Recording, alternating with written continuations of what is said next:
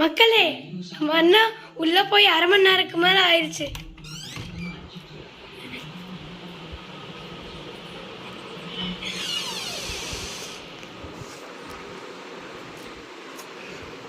வணக்கம் மக்களே, நான் இன்னைக்கு விளக்கு பத்த வச்சேனா, நம்ம ஏன் தீ வர மாதிரி டிராயிங் பண்ணக்கூடாதுன்னு மெழுகுவத்தியில பண்ற மாதிரியே பண்ணிட்டேன் மக்களே.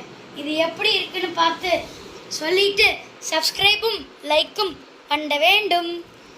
நன்றி மக்களே, வணக்கம்.